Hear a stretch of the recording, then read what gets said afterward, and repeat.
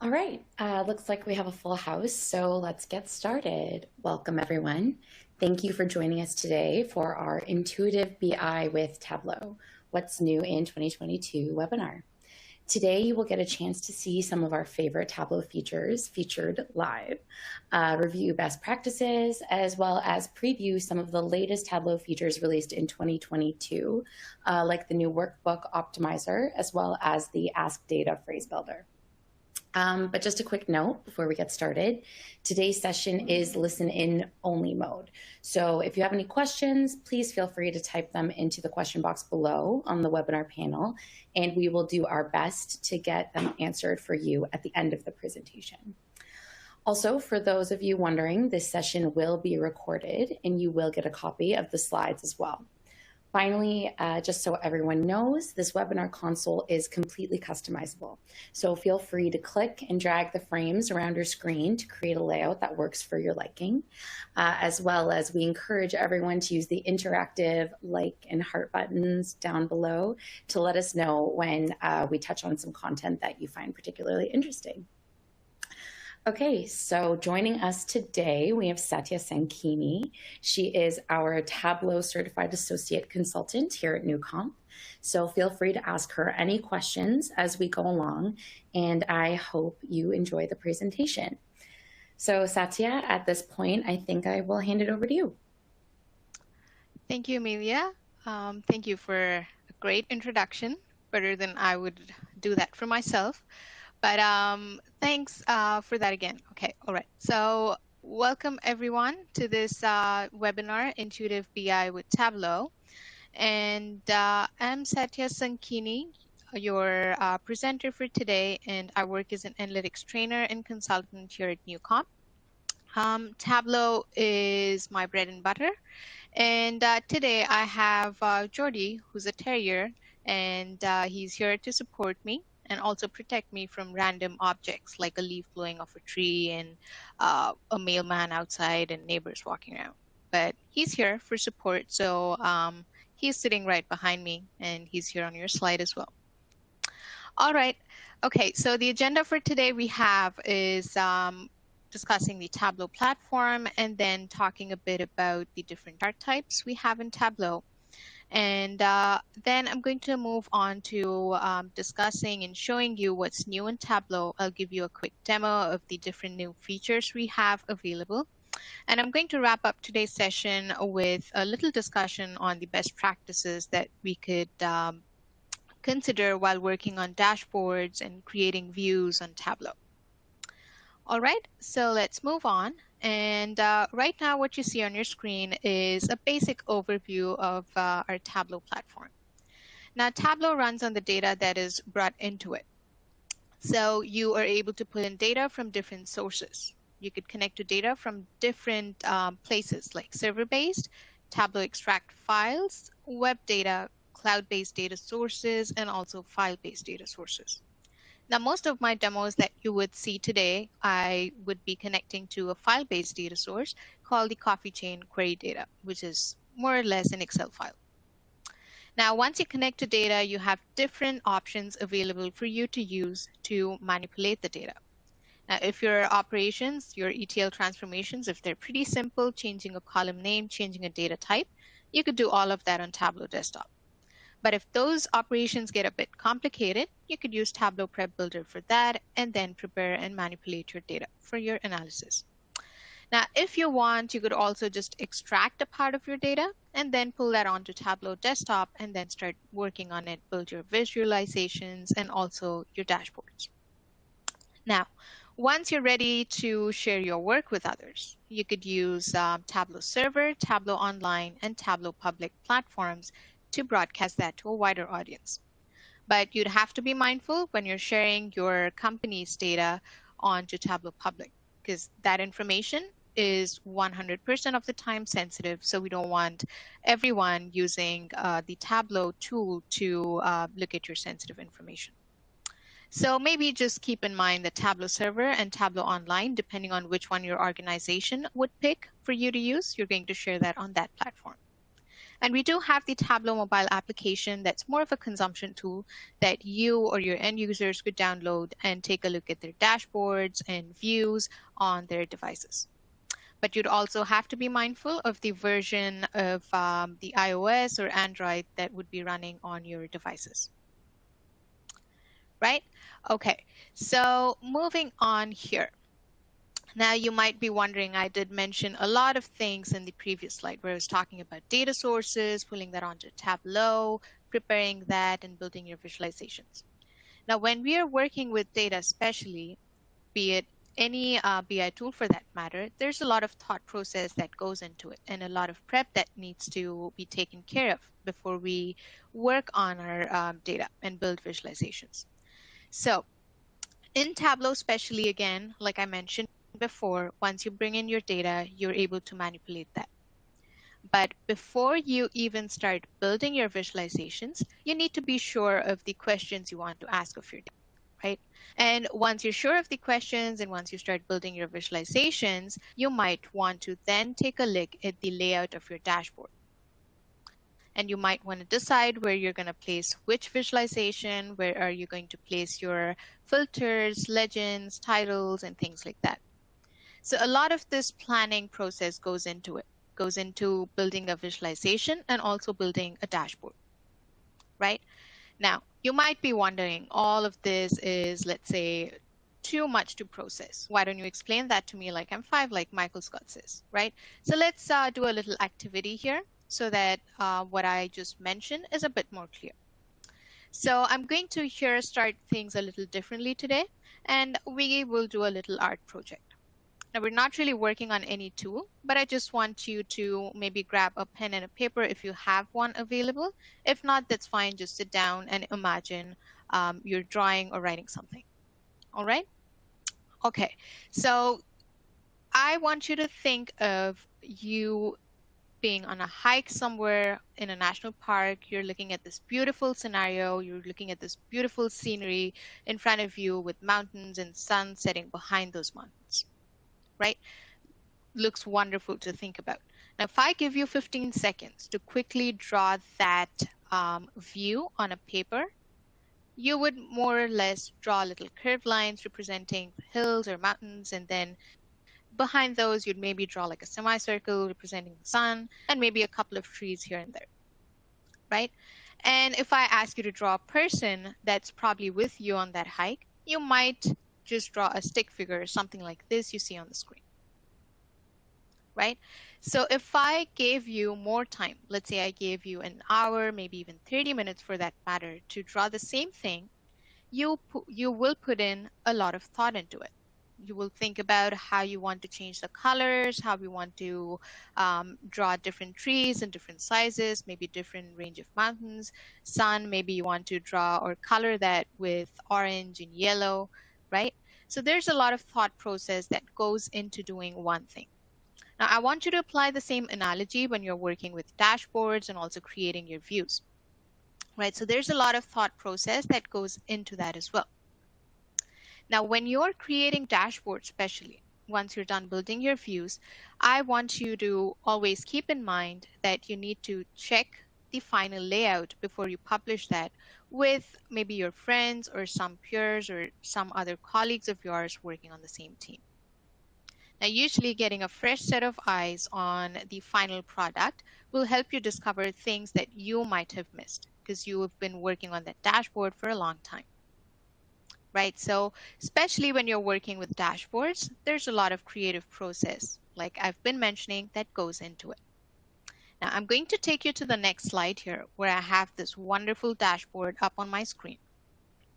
And I want you to take a quick look at this dashboard and think of what questions this dashboard is trying to answer and who the end audience or who the end users could be.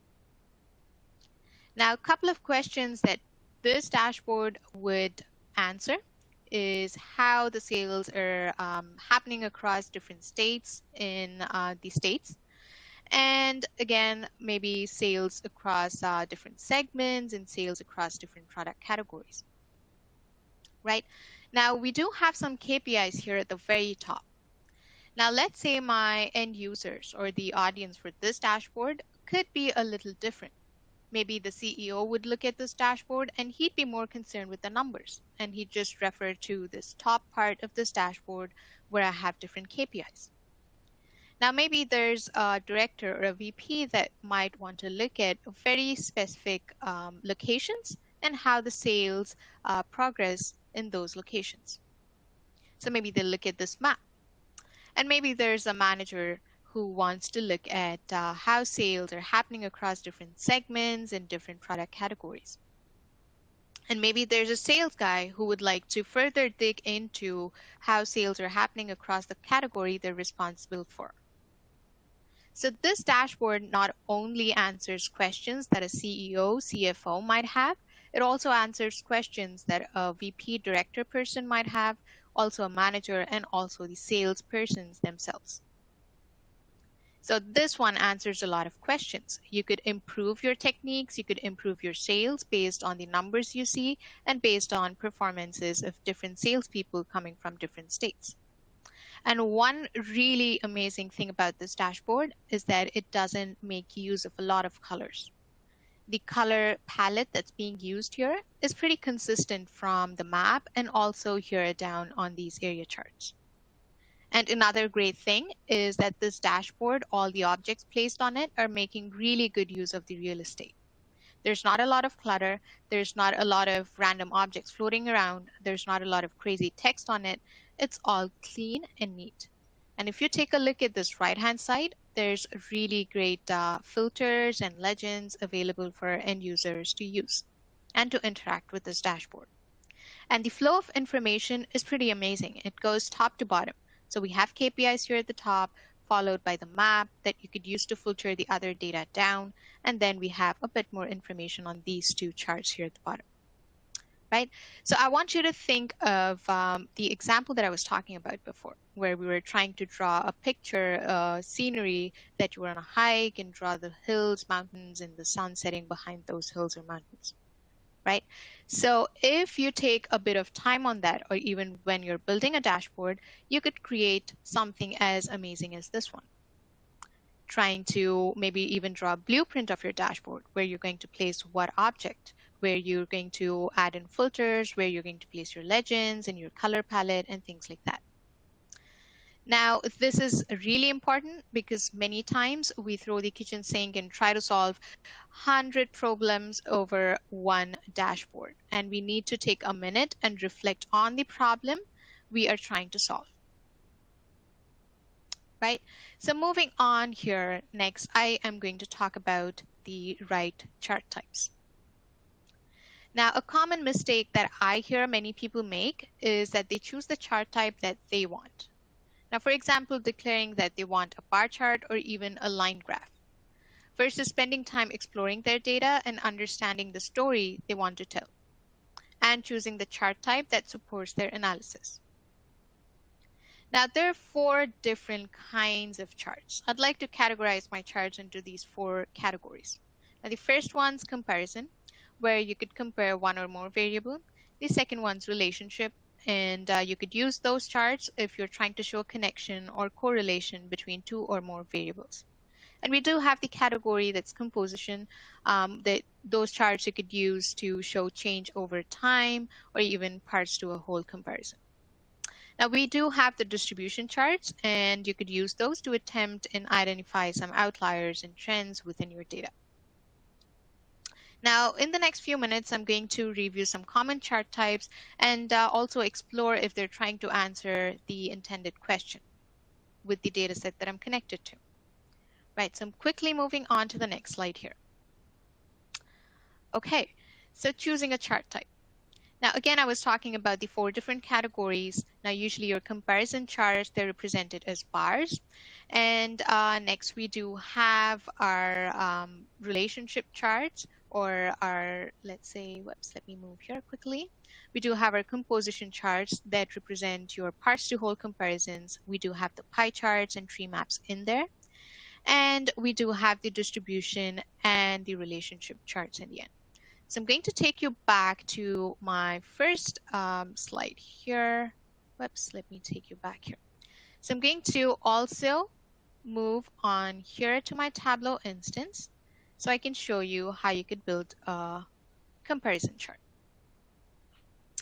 Let me make sure we have that up and running. Okay, great.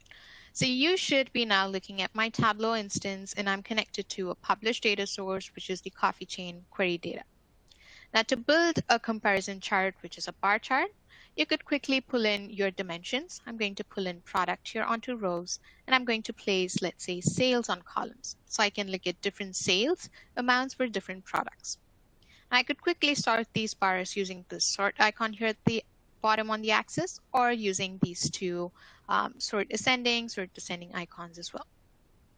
Now, if I wish to show another measure on the same view, I could pull that in to the view as well. But one amazing feature that I love about Tableau is to pull in the second measure and place it on color. So I could customize not only the size of these bars, but also the color of these bars. Now the color of these bars, if you look at this legend, is being determined by my measure sum of profit. Now it seems like the Colombian coffee does make a large amount of sales, and it leads in the amount of profit generated as well. But if you look at green tea here, seems like it's not the product that generates the least amount of sales, but it's generating definitely the least amount of profit. And that, again, I'm able to declare because of the color of this bar, which is being determined by my profit measure. So doing this or creating this comparison chart, I just quickly pulled in my measures, drag and drop, and this is the end result. And I could further customize this view, of course. I could change the size of the bars if I wish to, or even change the color of the bars if I want. Now to change the size, of course, I'm going to make use of the size card, and to change the colors, I'm going to click on this colors card, edit colors, and change the colors. Right? Now, the second type of charts that I was talking about is the composition charts. Now these ones, my favorite in this one is the pie chart. Right, so I do have a pie chart that I created before, so I'm going to quickly show you how you could create one yourself. Now the basic building blocks for your pie chart are your pie mark type and your angles card, and placing your dimension and measures on the respective places. Now I firstly changed the mark type to pie, and then whoops, I get this extra card here, which is the angles card. So first of all, since I'm trying to here determine which product types have made the most amount of profit, I'm going to place profit measure on angle. And then I'm going to pull in my dimension product type onto color. And because my pie chart looks great, but it's too tiny, I'm going to change the fit to entire view. And because I want the percentages of profit each of these product types make, I'm going to also place another instance of profit on the label card under marks card. But because I want the percent of total to show up, I'm going to add a table calculation to my instance of profit that's on label. So I'm going to right click on sum of profit here, quick table calc, and percent of total. Now we're looking at percentages. So this looks great. This is a great pie chart. It's working with very basic information and works for us. Now we do have another kind of chart, which is the line chart, and this kind of graph or this kind of chart you could use to show the change of one measure over time. Whoops, let me take you back here. And for that, I just use my sum of profit measure and use my continuous date value on columns to show how the profit has changed over time. And I use, of course, my date dimension. Right? Now, talking about the distributions and also the relationship charts. Now for the distributions, you could make use of histograms, but because of the limited amount of time we have today, I'm going to show you how to create a scatter plot quickly here on Tableau. Now to create a scatter plot, one thing I want you to remember is you're comparing two measures. Now let's say I want to create a scatter plot to compare marketing and sales generated. Now those two are my measures here under data pane. So I want to know if there's an increase in marketing, what effect does it have on sales? So I'm going to pull in marketing onto columns, and on rows I'm placing sales. Just one data point because there's no dimension added to this view yet. So I'm going to pull in products here onto detail.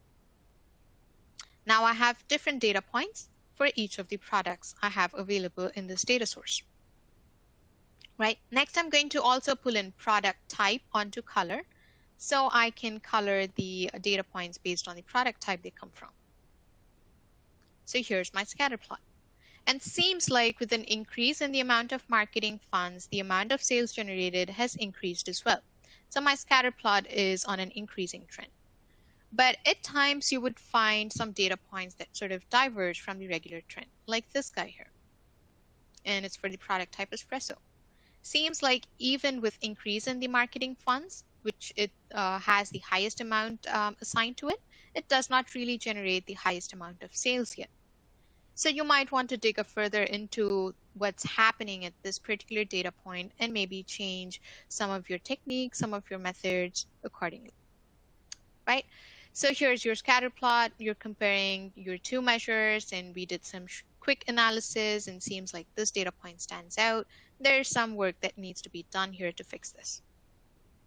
All right, so having mentioned all these different chart types, now comes the question, what's new in Tableau and how that's going to help us improve our dashboards and our workbooks. Now, once you build your view, once you build your dashboard, you want to, of course, publish that to a wider audience. Now, to optimize your workbook's performance and to understand what trade-offs you're making without compromising the insights within your workbook, you can check the performance of your workbook. And Tableau will also recommend some settings, some things you could change to make your workbook perform at the best, right? Now, let's say I'm taking you back here to my Tableau instance. Whoops, let me take you here. Okay, now let's say I have this amazing dashboard I created, and of course I want to publish this to a wider audience and share that with others. So I'm going to make use of the server menu, and before I publish my workbook, I'm going to run the optimizer to see what's happening with this workbook and how I can improve its performance, right? So I clicked on the optimize workbook option, and I do see some recommendations here. There's a warning. There's one take action recommendation. Now it seems like I have multiple data sources in this workbook, and some of the fields I'm not even using them anywhere. So Tableau is telling me maybe I could remove that connection. And there's one that says it needs review. And I do have live data connections for all the data sources that I'm connected to here. Now, maybe if I'm not using all the fields within that data source, I could create an extract and just use the fields that I want, right? So that is what Tableau is trying to tell me here. And I do have 15 past items. That means 15 of these actions and fields that I've used, they're following the best practices as the guidelines. Now, the results page right here, we see displays a prioritized list of concrete guidance and will educate the authors on how their workbook design impacts the performance. Now, years of knowledge and experience building Tableau dashboards went into creating this amazing Workbook Optimizer tool, which has 7 categories of best practices sourced from customers, Tableau community leaders, as well as the internal experts. Now, in the next feature that I'm going to talk about, let me quickly share my screen. Okay, so the next feature we are going to talk about is the new search experience. Now, this new search experience will connect people with relevant data and is a top priority for data-driven organizations. But of course, with more data, you will have more users and more use cases across your company. And that can become quite challenging, even maybe a barrier to the success of your analytics initiative. Now, Tableau's new search experience is completely redesigned for simplicity and speed to help you find the right content. Now, of course, when you're dealing with, let's say, your Tableau online site, I'm going to take you back to that as well. Quickly sharing my screen here. So here I'm on my Tableau online site. Now, there would be situations where I'm working on a dashboard like I am here. I have that opened up and I want to maybe quickly look for something that's on my online site, or maybe even just the project, right? I could click on the search bar that you see here at the very top. It's like a little magnifying glass, and I could, that opens up a text box, sort of little icon up there. And I could start typing in, I could look for views. I have one view named bar chart. I could look for that quickly typing in bar, and it displays the result there. I could click on the result to quickly get access to that particular bar chart. Now, not only the views, I could also look for metrics, I could look for workbooks and different other things that I have available on my Tableau online site. Now, results for your search query here are presented by how they're best viewed with data sources as lists and visual content in thumbnail grids. Now, let's say I'm looking for dashboard 1. You will see that little thumbnail there right beside the title. And if you own the site, Tableau will also let you know how many recent views has that particular object had. Now, this new search experience is powered by a relevance algorithm that corrects for common issues like misspellings, spacing, and punctuation through fuzzy matching. Now, let's say I kind of mess up the, let's do the bar chart. Now, let's say for some reason I forgot how to spell bar. I just type in a B and hope for the best. So I just typed in a B here, and Tableau tries to show me the list of the items that I have on this online site, starting with the letter B. Now, I could choose that if that's what I'm looking for. I would end up on the same screen, of course. And I could look for a pie chart too, if I want. I'll just type in pie or PI, and it shows up pie chart.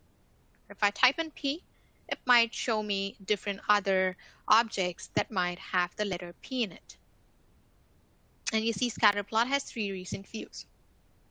And it does show me the tables as well. Now I'm connected to, or I publish 2 coffee chain query data, which have the people tables within it. And I also have the global superstore data. So that does have those tables. So it's going to show me those as well. Now, having mentioned the new search experience, next comes the part where we could make extensive use of this Ask Data phrase builder. Now, this one's my favorite because it takes off a lot of burden from my shoulders. Now, let's say I'm presented, or we are presented, a data source and you know nothing about that, and you're not really sure what's happening with the data, and you're asked to create some sort of report out of that and generate some maybe insights and find what's happening with it. Now, the best thing that you could do in that situation is make use of the Ask Data phrase builder. Now, this one's amazing because you are able to ask data, ask questions of your data, and get the results in the form of some really amazing visualizations. Now, if I quickly take you back to the slide, I want you to observe that little video or the GIF image that I have on the slide. Now you see how easy it is to quickly pick the fields you want, ask the questions of your data, and Tableau gets back with some amazing visualizations as the answers to your questions, right? So now that you saw that, I'm going to show you how to do or make use of the Ask Data phrase builder here on my online site, right? So I'm connected to the coffee chain query data, like I've been mentioning.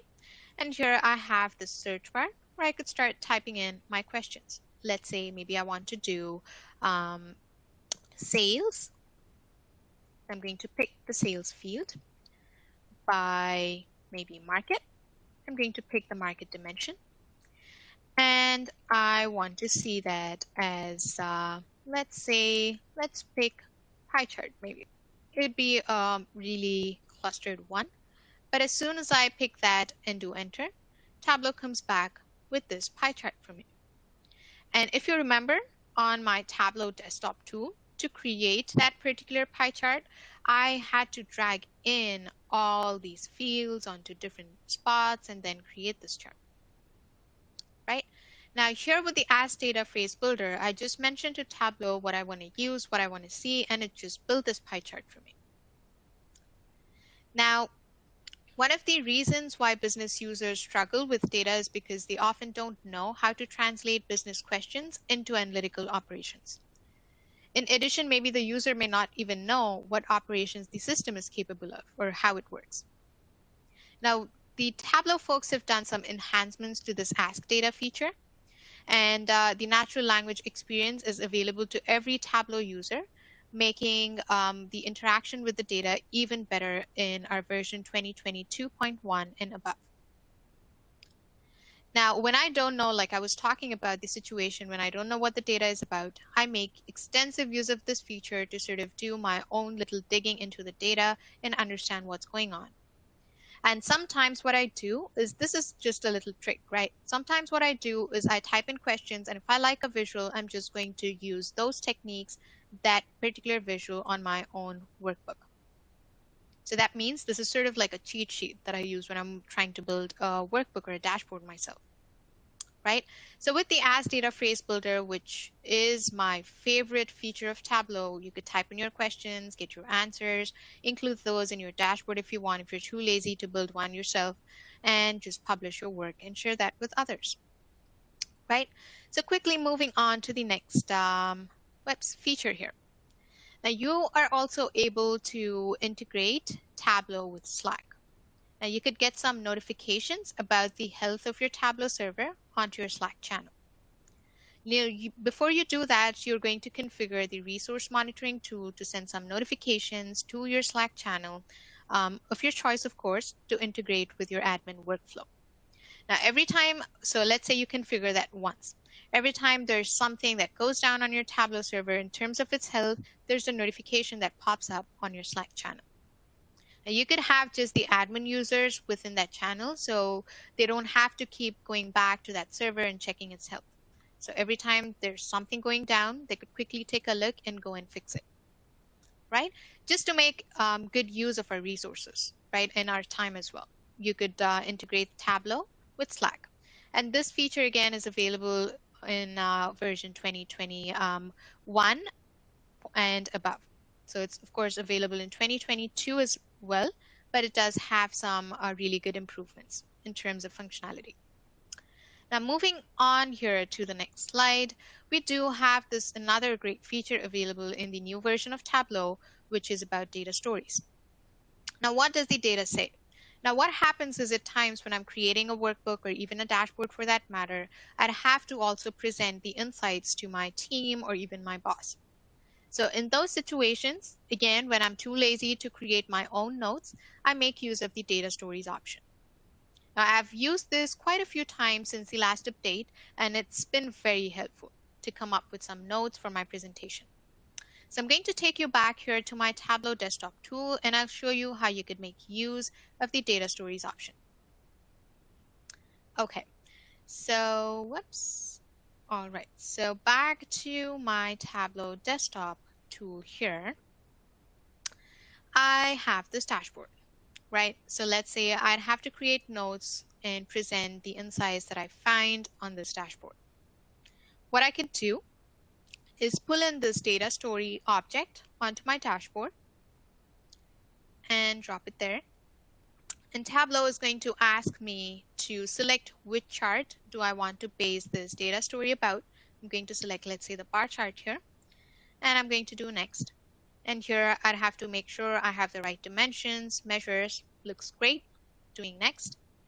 And I'm going to select which kind of analysis do I want to perform of this data fields that I have. I think discrete is going to work best. So I'm going to leave it at that and do done. Now the data object that I just added onto my dashboard is this one.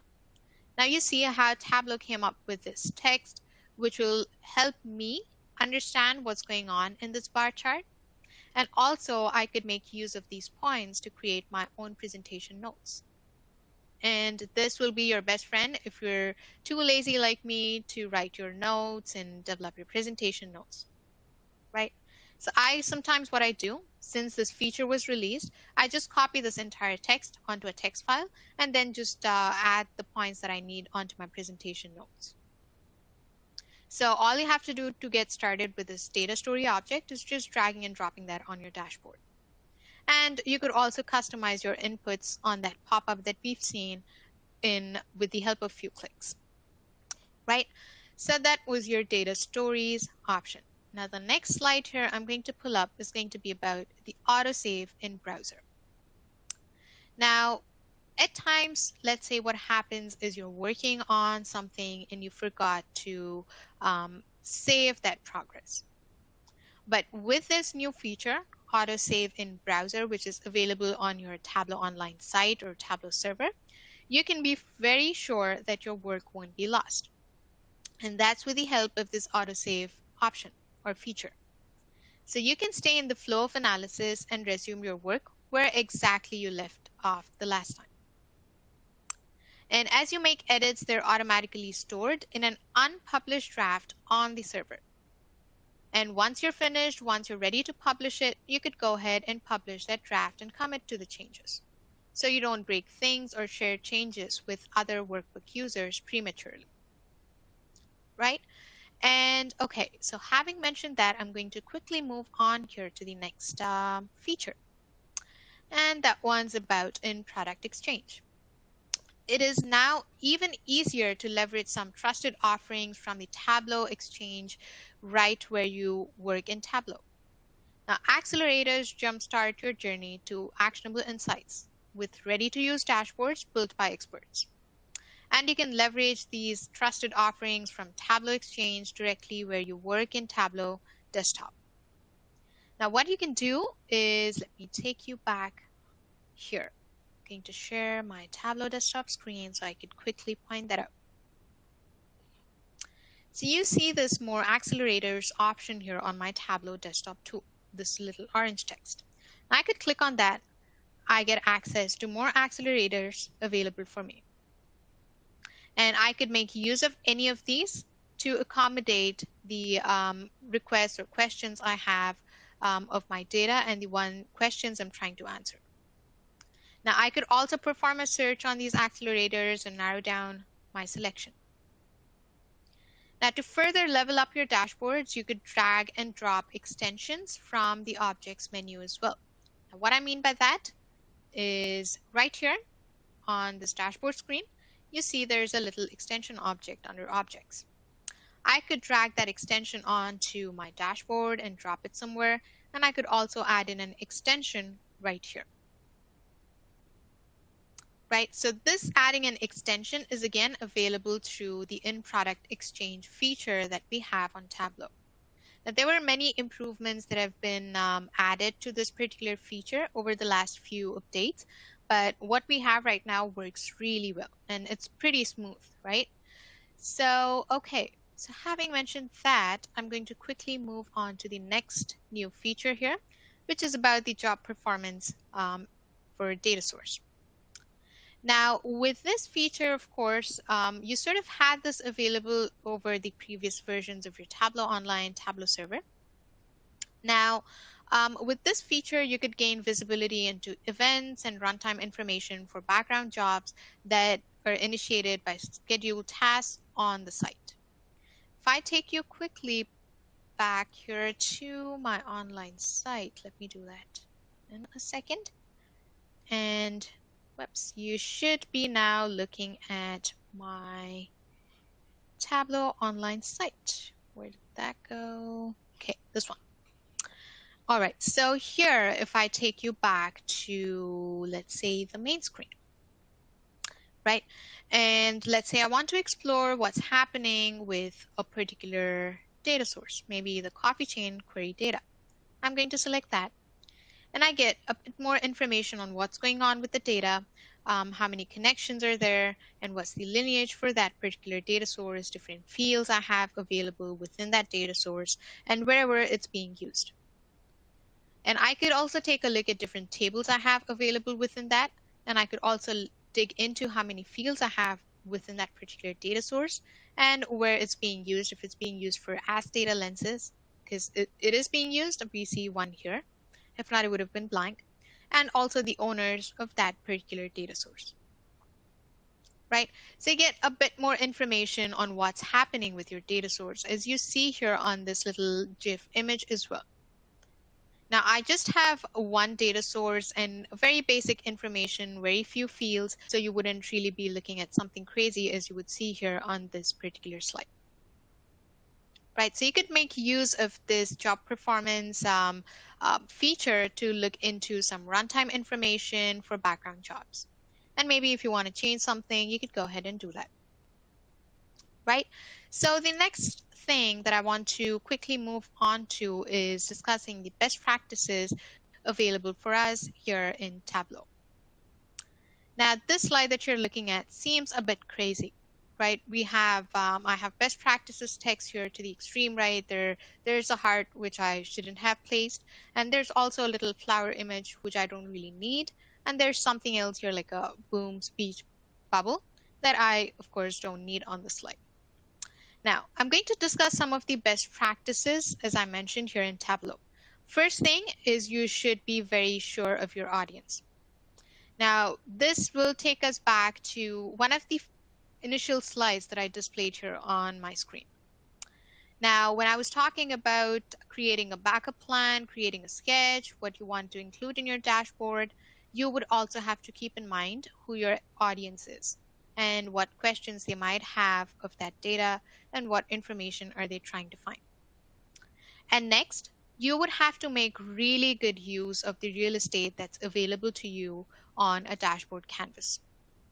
Now here on this slide, I had a lot of space available, but I made very poor use of the real estate that I had.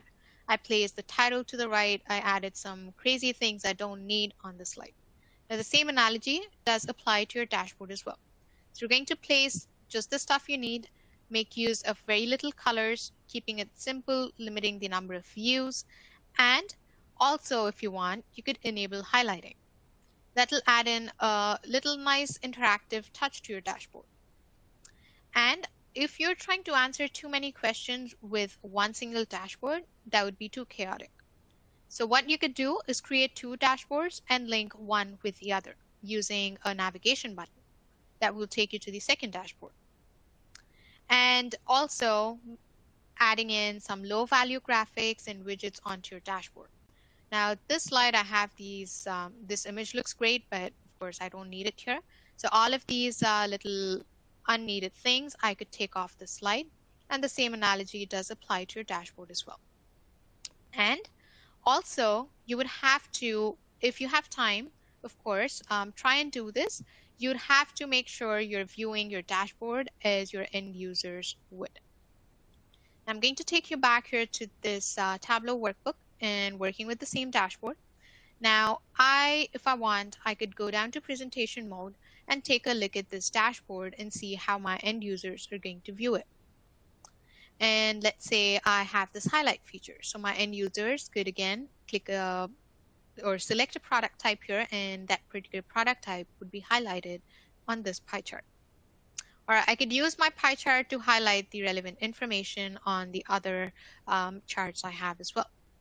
And maybe sometimes when you're looking at your dashboard in this level, which is the screen is what only you would see, you might miss some very little details, right? So when you're looking at it in presentation mode, maybe you want to add in a blank object here to add in some space. You could quickly go back and add in a blank object there and reduce the size so there's enough spacing between different objects on your dashboard. And now if I go to presentation mode, see how the visuals are spaced with a little space between them, right? So viewing your dashboard as your end users would view it will again help you determine or make good use of the real estate and also maybe change a few things here and there. And in the end, if you could, always make sure you send your dashboard to someone within your team, maybe your boss, if you want them to take a quick look and suggest some changes, maybe give you some recommendations. And if you don't have anyone helping you, or if you don't want to ask anyone, of course, all you could do is make use of the Workbook Optimizer and see what's happening with your workbook and see stuff that you might want to change. Right? So those were the things that I wanted to discuss. And as again, Michael Scott would say, that pretty much sums it up. And if you have any questions, you can let us know in the chat. And Amelia, I'm going to quickly pass the control back to you so you can take it forward. Thanks, everyone. Awesome. Thanks for that, Satya. That was great. We actually do have quite a few questions in the chat, so we're going to try and get through them all as quickly as possible. First off, James is asking, is Tableau Prep installed on-prem or is it part of Tableau Server? Well, you could install Tableau Prep on premises as well, but it wouldn't, I believe, be part of your Tableau Server installation. That's a tool, something you'd have to install by itself. All right, got it. Thank you. So Sandra is asking, for the search feature, what if you have filters for each visualization? Will the filters show up as well so you know what is being filtered on? Okay, let's take a look at the workbook first and see how that one works out. Let me see. Let me show you that. Quickly moving back here. Let's see where I have that. Okay, so if I want to add in a filter, now let's say I want to do the same analysis. Let's say sales by market, or let's do market. Let me do this again. And I do have the option to add in filters as well. So let me take a look at the question first. So, okay, so you're able to add in filters as well to that particular analysis. Now, let's say market starts with send. That means the market that has central, that this is the value that we have for the amount of sales. If I take you back where I was, and let's say I want to filter the results down by, let's say, sales by market. Again, and for filters, if I want to add in a date in 2012, it takes that filter in and then gives out the result for me in the form of this card. But of course, I could customize this and ask Tableau to show that to me in the form of a bar chart or any other visual. I hope that answers your question, Sandra. Awesome. Thanks, Satya. So this, I think, was asked during your slide on Slack, which was, are there other IM integrations available? For now, we just have the integration for Tableau and Slack, but I'm pretty sure they're working on it and they'd come back with more integration options available for us. Awesome. All right, and that question was from James again. And so our last question we have is from Mohammed, and they're asking, is the AUTOSAVE feature available on Tableau Online only, or also in Tableau Desktop with the Enterprise Tableau Server? So your AUTOSAVE feature is available only on Tableau Online as well as your Tableau Server instances, but it's not available as of yet on Tableau Desktop tool. And I lied, we did get one last question in from Helen. In what version of Tableau is data story functionally available? Does it require a special license? So it does not require special license, and I believe the data story extension is available after version 2021.4, or if I'm wrong with that, it's for sure available in 2022.1 and above. Awesome. Okay, well, I think that's it for questions. Thank you, everyone, so much for asking questions in the chat. And if you think of something after this session ends, please feel free to reach out to us or to Satya by email. We definitely wouldn't mind connecting and going over any areas that you have questions about. So, okay, great. Thank you, Satya, for that. I would like to mention to everyone, if you want to dive deeper into the platform or see a personalized demonstration of Tableau, please feel free to reach out to us and we can walk you through that as well. We do have a free trial version on your right-hand side that you can all explore as well. So that's a great way to get started. And as always, we're happy to help guide you along the way. For those of you who are asking, we will have a version of this recording available to you. We will reach out to you shortly after this session in the next few days with that, as well as a Tableau cheat sheet that Satya has put together for us. So be on the lookout for an email coming your way. And once again, thanks everybody for tuning in with us this afternoon. And we hope you have a great evening and the rest of your week. Okay, take care. Bye, everyone. Thanks, everyone.